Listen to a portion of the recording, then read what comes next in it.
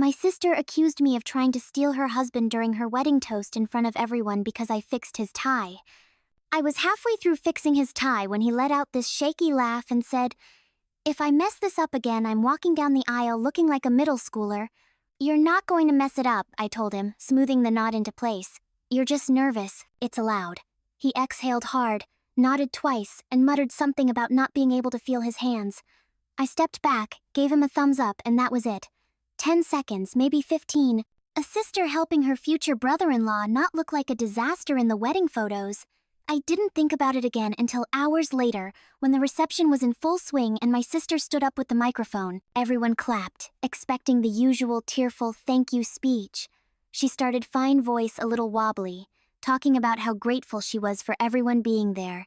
Then her tone shifted. "I also want to talk about loyalty," she said, and the room got quieter. "About trust, and about knowing who your real family is." I glanced at my mom, who looked confused. My dad set down his drink. My sister's eyes locked onto me, because apparently she continued voice climbing. Some people think they can just waltz in and try to steal someone else's husband.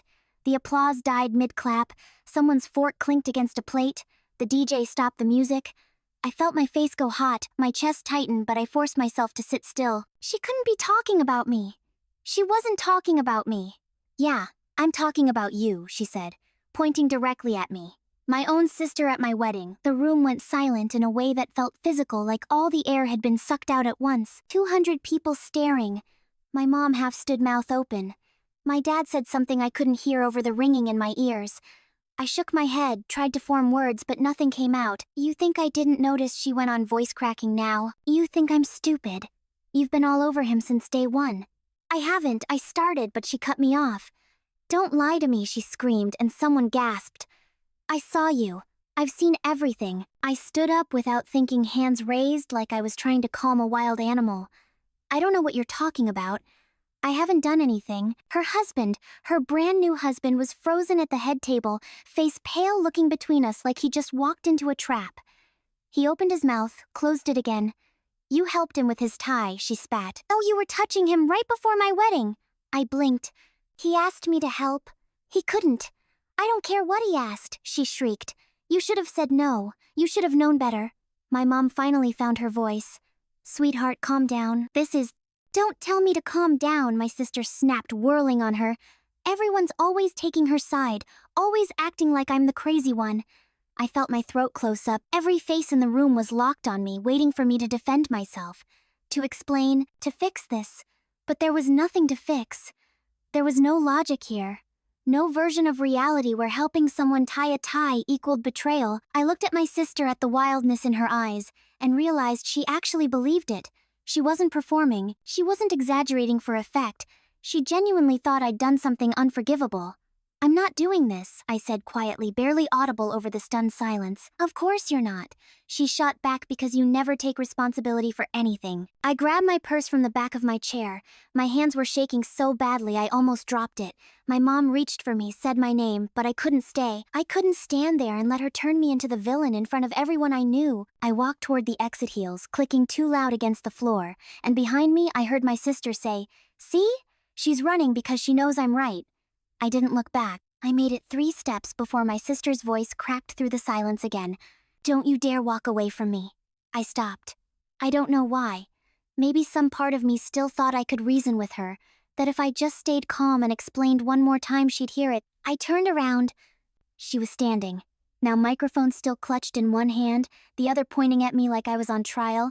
Her face was flushed, eyes glassy, and I couldn't tell if she was about to cry or scream again.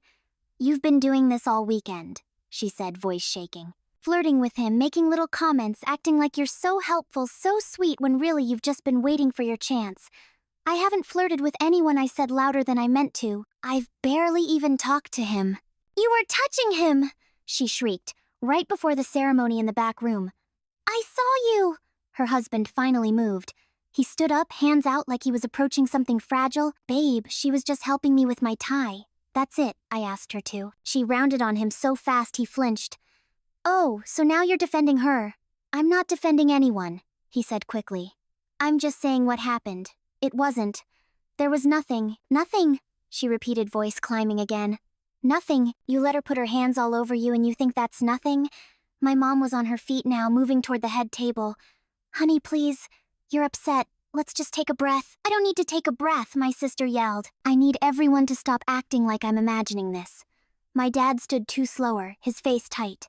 You're making a scene. Good, she snapped. Maybe someone should. The room was still frozen. A few people had their phones out, not even pretending they weren't recording. My uncle was halfway out of his seat looking at my mom like he didn't know whether to intervene or stay out of it. The bridesmaids sat in a stiff row, eyes wide, mouths shut. Then the projector clicked on. Everyone's heads turned toward the screen at the far end of the hall, the slideshow. I'd forgotten about the slideshow. The first image filled the wall, enormous and unavoidable. Me and him sitting across from each other at a picnic table mid-laugh. It was from a family barbecue 3 summers ago, back when they just started dating. Someone had caught us in the middle of a board game, both of us grinning like idiots, because he just made the worst move possible and lost spectacularly, completely innocent, completely random. But in that moment, with 200 people staring and my sister still holding the microphone, it looked like evidence. Someone gasped. I heard it clearly, a sharp inhale from somewhere near the back. My sister's face twisted into something I didn't recognize. Her mouth opened, then closed, then opened again. She looked at the screen, then at me, then back at the screen. Are you kidding me? She whispered, and the microphone picked it up, sent it echoing through the hall. That's from years ago, I said quickly, desperately. We were playing a game. It's nothing. The image changed. The next photo appeared, and my stomach dropped. It was from the rehearsal dinner the night before. A candid shot someone must have taken while we were all sitting down for appetizers. I was next to him at the table, leaning slightly in his direction mid-sentence, smiling. He was looking at me, nodding, his expression relaxed and friendly, completely normal, completely explainable, but the way it looked framed, like that blown up on the wall right after my sister's accusation, it didn't feel normal anymore. The room erupted in murmurs, low, shocked, overlapping voices. I heard my aunt's voice rise above the rest, too loud, too tipsy. Well, she said, almost laughing. They do look kind of cute together. The murmurs stopped. Everyone turned to look at her. She had a champagne flute in one hand, cheeks pink, grinning like she'd just made a harmless joke. She didn't seem to realize what she'd done. My sister's face went blank for half a second, then it crumpled. She let out a sound I'd never heard before, something between a sob and a scream, and hurled the microphone onto the floor. It hit with a deafening crack, feedback screeching through the speakers.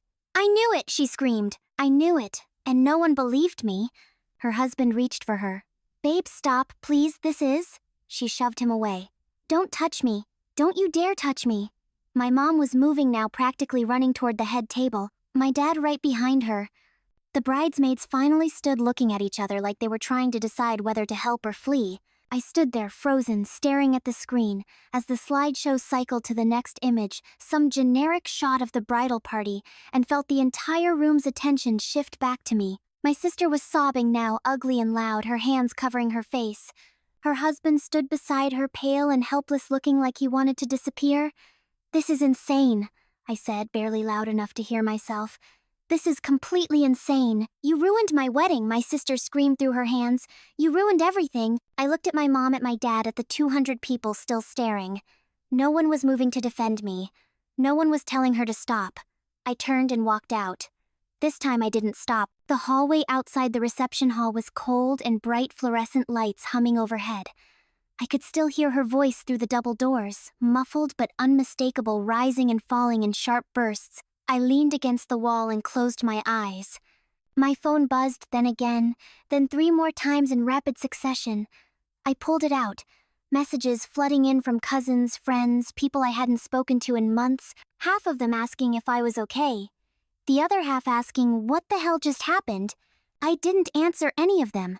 The door swung open, and my mom came through, moving fast, her face tight with worry. She spotted me immediately and crossed the hallway in 4 quick steps. Are you okay? She asked, reaching for my arm. I'm fine. You shouldn't have left. I stared at her. She threw a microphone at the floor and accused me of sleeping with her husband in front of 200 people. What was I supposed to do? I know, she said quietly. I know, but leaving just makes it look like what I cut her off. Like I'm guilty. Mom, there's nothing to be guilty of. She hesitated, glancing back toward the doors. I know that, but she's... She's not thinking clearly right now. She's upset and people are. My mom winced. Your dad's trying to calm things down. He took the mic, told everyone to take a break, have another drink. But what? She didn't answer right away, then softer. Her friends are with her right now and they're not helping. I knew exactly what that meant. My sister's bridesmaids had always been fiercely loyal, the kind of group that turned every minor slight into a betrayal. If she told them I was trying to steal her husband, they'd believe her without question. Let me guess, I said. They're telling her she's right. My mom nodded slowly. I pushed off the wall. I'm leaving. Don't, she said quickly. Please just give it a few minutes. Let your dad talk to her. Once she calms down, she's not going to calm down, Mom. You don't know that. I do. My voice came out harder than I meant it to. You saw her face. She's convinced. And nothing I say is going to change that. My mom opened her mouth to argue, but the door swung open again and my dad stepped through. He looked exhausted. His tie was loose, his jacket unbuttoned, and there was a thin line of sweat along his hairline. He saw us and walked over, rubbing a hand across his face. How is she? My mom asked. Not good, he glanced at me. She wants you to apologize. I laughed. It came out sharp and bitter. For what? She thinks he stopped, corrected himself. She says you've been inappropriate all weekend. That you've been trying to get his attention and that those photos prove it. Those photos prove nothing, I said. One of them is from 3 years ago. The other one is from last night when I happened to be sitting next to him at dinner. That's it. That's all it is. I know, my dad said, but his tone was careful, like he was trying not to set me off. But she's not seeing it that way right now. And her friends are backing her up. They're saying they noticed things too. Like what?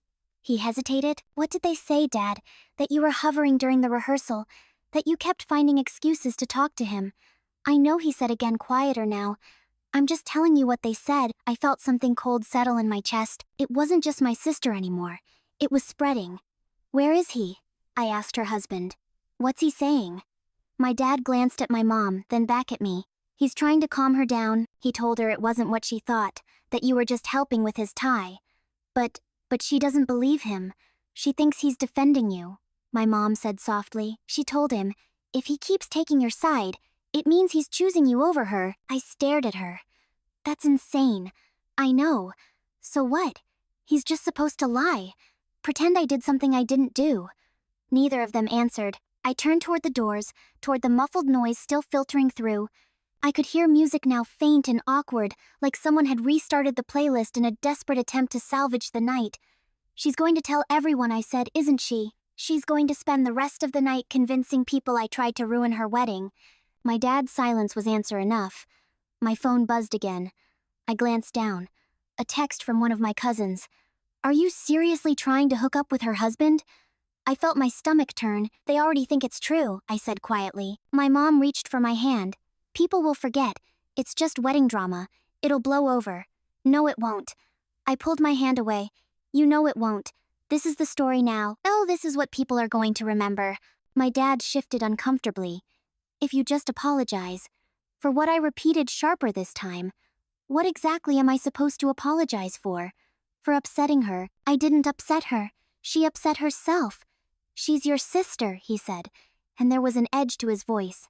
Now frustration bleeding through. She just got married. This is supposed to be the happiest day of her life. And now it's ruined. I finished.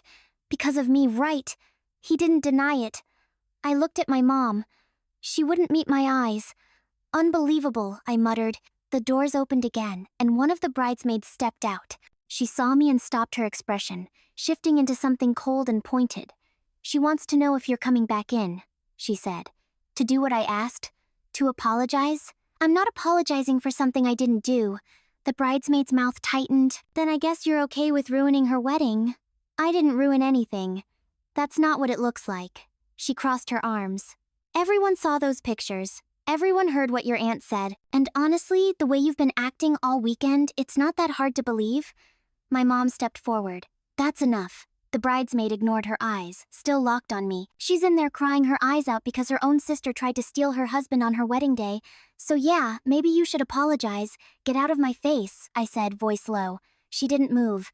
Now, my dad put a hand on my shoulder. Let's just go. Come on. I shook him off and turned back toward the exit, walking fast, my heels clicking sharp against the tile. Behind me, I heard my mom call my name, but I didn't stop. I pushed through the front doors and out into the night. The air was cool and still the parking lot half empty. I could see people through the windows of the venue, moving around inside the reception, continuing like nothing had happened. My phone buzzed again. Another text, another question, another accusation. I turned it off and kept walking. I made it to my car before the first voicemail came through.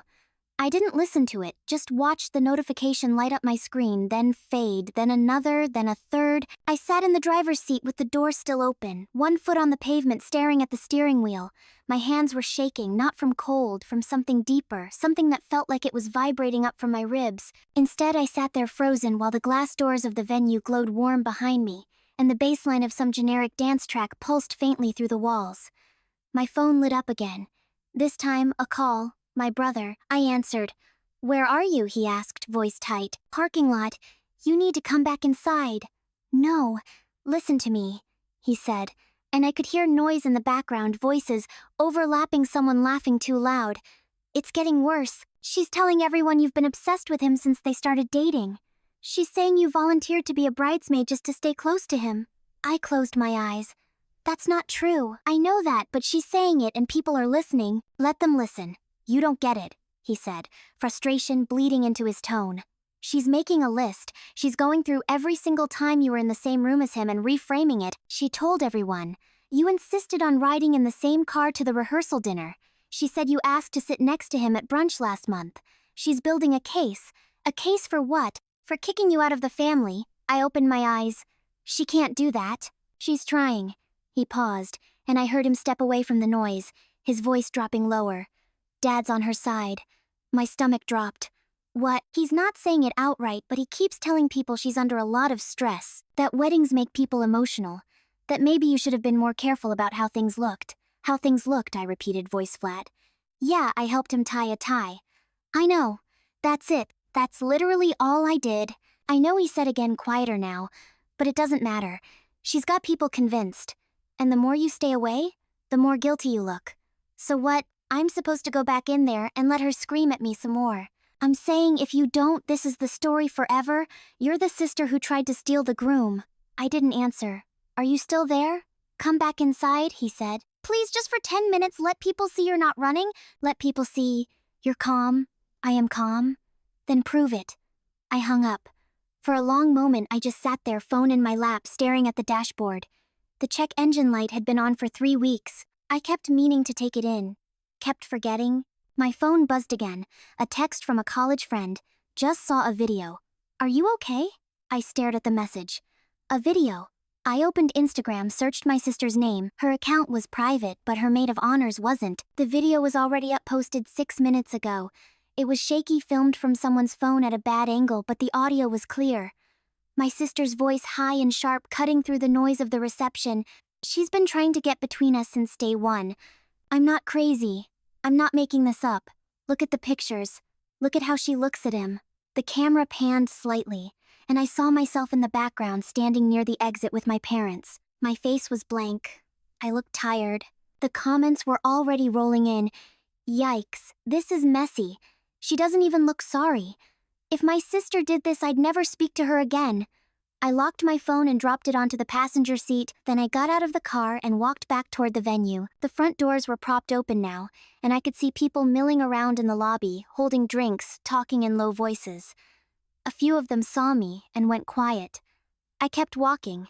Inside, the reception had fractured. Half the room was still trying to pretend everything was fine, dancing stiffly under the string lights, while the DJ played something upbeat and desperate. The other half had clustered near the bar, and along the edges, whispering phones out refreshing feeds. My sister was near the head table, surrounded by her bridesmaids. Her face was blotchy, mascara smudged, but her eyes were sharp. She saw me the second I stepped inside. She pointed. "There," she said, loud enough to carry. "There she is." The music didn't stop, but the energy did. People turned. Conversations died mid-sentence. I walked toward her, slow and steady, keeping my face neutral. Her maid of honor stepped in front of me, arms crossed. "You need to leave." "I'm not leaving," I said. "She doesn't want you here." "I don't care." My sister pushed past, her eyes locked on mine. "You have some nerve coming back in here. I didn't do anything, I said, voice calm. You've been doing it all weekend, she hissed. They don't act like I'm crazy. Everyone saw it. Everyone knows what I asked. That I helped your husband tie his tie. That I sat next to him at dinner. Because that's where the seating chart put me. That I've been polite and supportive while you've been spiraling. Her face went red.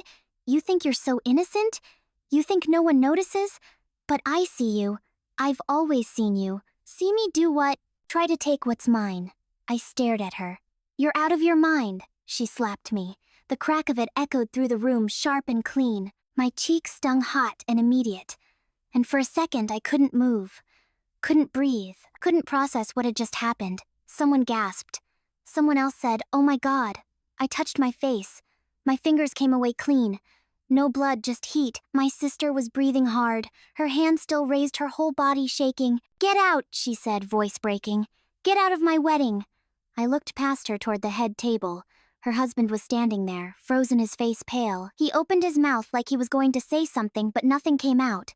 No one moved. I turned and walked toward the exit, my heels sharp against the floor, my face burning.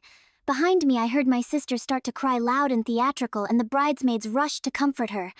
I didn't look back. I made it to the lobby before my mom caught up with me again, grabbing my arm, pulling me to a stop. "Wait," she said, breathless. "Just wait." I yanked my arm free. "I'm done." She didn't mean it, my mom said quickly. She hit me. My mom's face crumpled. I know, but she's not herself right now. I don't care." My voice came out cold, flat, final. "I'm leaving. Don't follow me." I pushed through the doors and out into the night. The cool air hitting my face like a reset. My cheek still stung. My chest felt tight. Behind me, through the glass, I could see people watching. Phones up, recording. I got in my car, started the engine and drove. My phone was ringing again. I didn't look at it.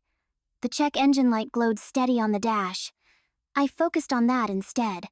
Something concrete. Something fixable. I ended up at a gas station on the edge of town.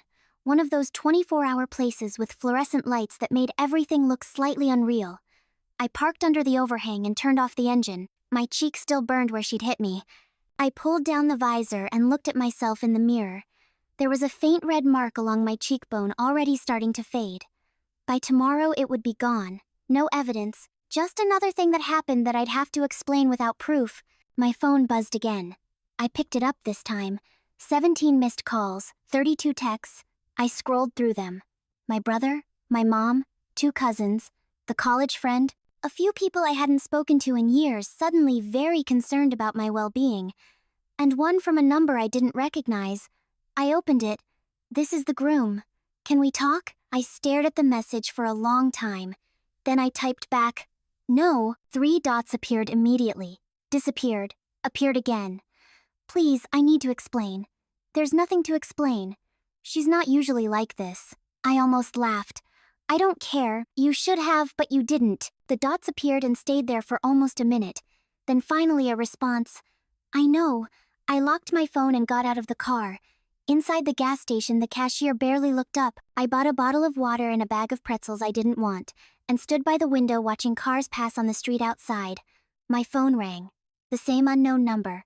I answered. "I told you I don't want to talk," I said. "I'm in the parking lot." His voice was quiet, strained. "I can see your car." I turned. Through the window I saw him standing next to a sedan I didn't recognize, still in his tuxedo, the tie I'd helped him with now loose and crooked. "Go back to your wife," I said. "I can't, not yet. Not until we talk. We have nothing to talk about. She thinks we're having an affair." "I know what she thinks. She's been thinking it for months," he said, and his voice cracked slightly. "Every time you were around, every time we were in the same room, she'd find something. Some look, some comment, some moment that proved it in her head. That's not my problem. I know he was quiet for a second, but it became your problem tonight, and I let it happen. I let her build this whole story, and I didn't push back hard enough because I thought if I just stayed calm, if I just kept reassuring her, she'd realize she was wrong. She slapped me in front of 200 people," I said. "She accused me of trying to steal you like I'm some villain in a soap opera she's been writing in her head. You think a conversation is going to fix that?" "No," he said. "I don't." I didn't respond, "but I need you to know I never encouraged it," he continued. I never gave her a reason to think there was anything between us. I've told her that 100 times and she doesn't believe me. Then, that's between you and her? She's talking about calling off the marriage. I closed my eyes. You're already married. I know, but she's saying it doesn't count.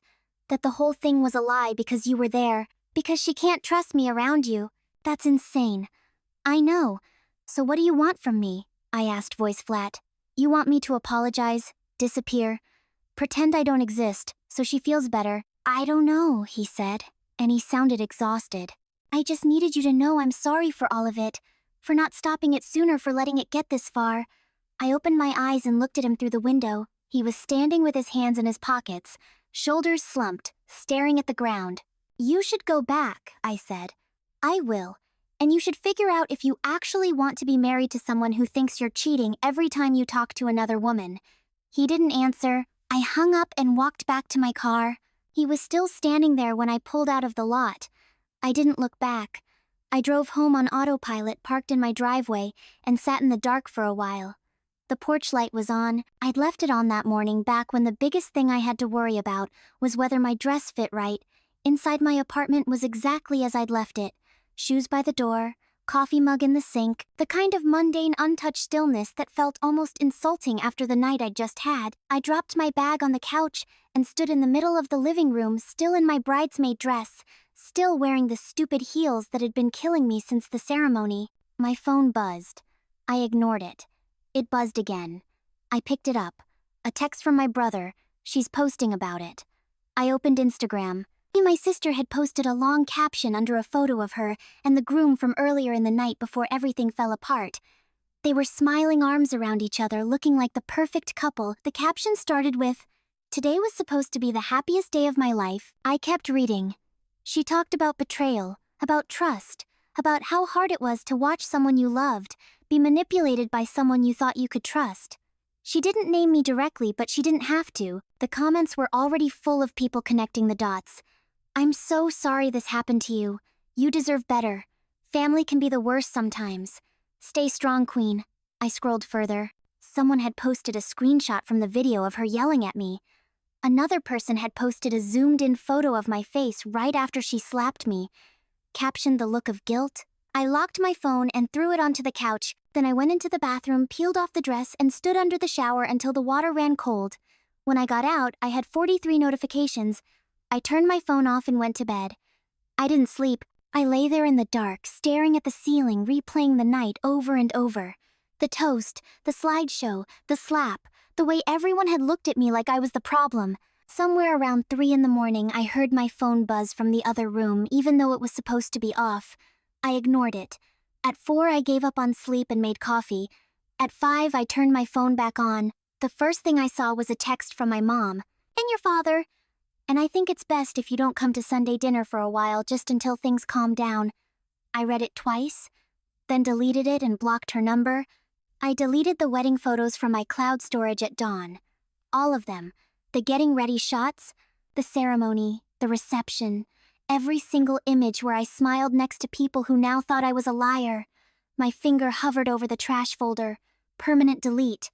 I pressed it. By 7 in the morning, my inbox had 23 new messages.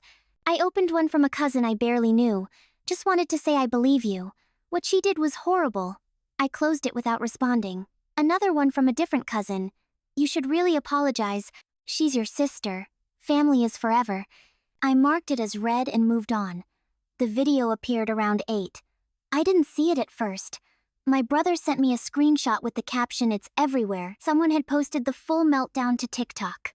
The toast, the slideshow, the slap, all of it. 26 seconds of my sister screaming at me while 200 people watched in frozen silence, ending with me walking out the side door. The caption read, "Sister attacks bridesmaid at her own wedding. After accusing her of trying to steal the groom, wait for the slap." It had 40,000 views.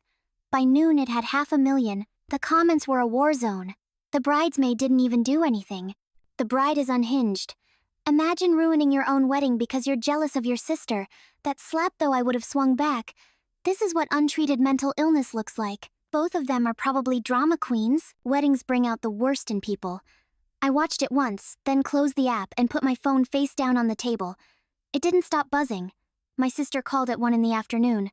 I didn't answer. She called again 10 minutes later. Then again. Then again. On the 5th call, I picked up. "Take it down," she said. "No, hello, no preamble. I didn't post it. I know you didn't, but you need to make them take it down. It's ruining my life." I almost laughed. "Your life. Maybe you shouldn't have screamed at me in front of 200 people. Silence. "I was upset," she said finally, quieter now. "You don't understand what it's been like watching you two together. Seeing the way he looks at you. He doesn't look at me any kind of way. You don't see it because you're not paying attention, but I see it. I've always seen it. There's nothing to see. You tied his tie," she said, and her voice cracked. "You were in the room with him alone, and you touched him, and he let you. He asked me to help, because his hands were shaking. It took 30 seconds. It should have been me." I closed my eyes. "You were getting your makeup done?" "It should have been me," she repeated louder now. "Everything should have been about me. It was my wedding, my day. And somehow you still found a way to make it about you. I didn't make anything about me. You did?" She was crying now, full sobs that distorted her voice through the phone. "Everyone thinks I'm crazy. They're saying I'm abusive, that I'm a bridezilla, that he should leave me. Maybe they're right." The line went dead. I set the phone down and stared at the wall. My mom called an hour later. "You need to fix this," she said. "I didn't break it. You're making it worse. Every time you don't respond, every time you don't try to smooth things over, people think you're being vindictive. I'm not being anything. I'm staying out of it." "That's not how it looks." Her voice was tight, controlled the tone she used when she was trying very hard not to yell. "Your sister is falling apart.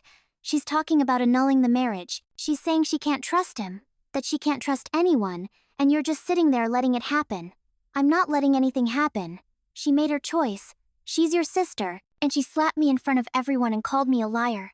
She was emotional. She was cruel. My mom was quiet for a moment. Then she said, "If you don't try to make peace, people are going to think you're the problem. People already think I'm the problem." "Not everyone. Enough people." She sighed. "Your father and I just want this to go away. We want our family back. Then tell her to apologize. She's not going to apologize, then I guess it's not going away." I hung up before she could respond. The family group chat was chaos. I'd muted it after the wedding, but curiosity got the better of me, and I opened it around dinner time. 217 unread messages. I scrolled to the top. My aunt had posted a link to the video with the caption, "This is so sad. Praying for everyone involved?" Someone else replied she shouldn't have left. Walking out just made it worse. She didn't have a choice.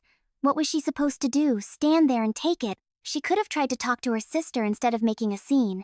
She didn't make the scene. The bride did. Both of them were out of line. How was the bridesmaid out of line? She literally just stood there. She shouldn't have tied the groom's tie. That's weird. Oh my god, it's not weird. And it's a tie. You people are acting like she kissed him. I'm just saying boundaries matter. This whole thing is so embarrassing for the family. I locked my phone and shoved it into a drawer. The next morning, my sister posted on Facebook. I didn't see it until my brother forwarded it to me with the message she's losing it. The post was long, a full essay, really. She talked about betrayal and trust, and the pain of watching someone you love be manipulated by someone who was supposed to care about you. She didn't name me, but the subtext was clear. "Some people will smile to your face while they're tearing your life apart behind your back," she wrote. "Some people will pretend to support you while they're waiting for you to fail. And some people will never admit what they've done, even when the evidence is right in front of them." The comments were split. "I'm so sorry you're going through this. You deserve better. This is heartbreaking. Stay strong. Maybe take some time offline and focus on your marriage." Instead of airing this publicly, she's allowed to process her feelings however she needs to. Processing feelings is one thing. Public accusations are another. I didn't comment. I didn't react. I just closed the app and went for a run. When I got back, there was a voicemail from the groom. I almost deleted it without listening, but I didn't. His voice was quiet, strained. "I just wanted you to know I'm moving out. Not permanently. Maybe I don't know, but I can't stay in the house right now. She's convinced I'm in love with you, and nothing I say changes her mind. I've tried everything. Therapy, talking space. Nothing works. So I'm staying with a friend for a while until we figure out what's next." He paused. The message ended. I saved it. I wasn't sure why. The gossip hit the extended family by the end of the week. I heard about it through my brother, who heard about it from our dad, who heard about it from his sister. Apparently, my sister had told everyone that the groom had moved out because he couldn't handle the guilt of what he'd done. No mention of her paranoia, no acknowledgement of the accusations. Just a clean, simple narrative where she was the victim and he was the coward who abandoned her. People believed it. At least some people did. Others started asking questions. If he cheated, why isn't she angrier? If he's guilty, why is she still defending him? If the bridesmaid really did something wrong, why hasn't anyone said what it was? The cracks were starting to show. 2 weeks later, my college friend called. I talked to someone who was at the wedding, she said. One of the groomsmen. He said your sister had been acting paranoid for months. That she'd accused him of flirting with bridesmaids. Accused the best man of taking his side. Accused random guests of judging her. He said everyone was walking on eggshells the whole time because they didn't know what would set her off. Why are you telling me this? Because people are starting to realize she's the problem, not you. I didn't respond. I know you don't want to get involved, she continued, but you should know that the narrative is shifting. People are talking and not in the way she wants them to. Good, I said, and hung up. A month after the wedding, my mom called again. She's getting help, she said. Therapy medication? She's trying. Okay. She's not ready to apologize yet, but she's working on it. I'm not holding my breath. She's your sister, my mom said again. Like it was a magic phrase that would fix everything. She's also the person who slapped me in front of 200 people and then blamed me for ruining her life. She was struggling. So was I. My mom didn't have an answer for that. 2 months after the wedding, the groom filed for separation. I found out through Facebook. He didn't post about it, but someone else did. A mutual friend who tagged him in a vague post about new beginnings and choosing yourself. My sister called me that night. I didn't answer. She left a voicemail. I hope you're happy, she said, voice flat and cold. You got what you wanted. He's gone. The marriage is over. Congratulations. I deleted it without finishing. The apologies started trickling in after that. Quiet messages from people who judged me at the wedding. Distant relatives who'd assumed I was the problem. A few bridesmaids who'd frozen me out in the group chat. I'm sorry I didn't speak up. I feel awful about how things went down. None of them said it publicly. None of them defended me where it mattered, but they said it. And I guess that was something. I didn't respond to most of them. 3 months after the separation was finalized, I ran into the groom at a coffee shop downtown. He was ordering at the counter when I walked in. Our eyes met for half a second. He nodded. I nodded back. Neither of us said anything. I got my coffee and left before he finished paying. That was it. The entire interaction? 30 seconds of shared space and then nothing. It felt like closure even though nobody apologized. My sister moved back in with my parents a few weeks later. I heard about it through my brother, who said she was doing better but still wasn't ready to talk. I didn't push. The video eventually disappeared from TikTok, flagged and removed for violating some vague community guideline. By then it had been reposted a dozen times on other platforms, but the views had plateaued. People moved on to the next viral meltdown. I deleted my social media entirely, not out of anger or shame, just exhaustion. My phone stopped buzzing. The family group chat still exists, but I left it months ago. My brother sends me individual updates now. When something important happens, births, deaths, holidays, the essentials, I don't ask about my sister. She doesn't ask about me. Some fractures don't heal. They just stop bleeding. I kept one photo from the wedding, not from the slideshow, not from the ceremony, just a candid someone took during setup before everything imploded. I'm laughing at something off camera holding a box of centerpieces. I look happy. I was.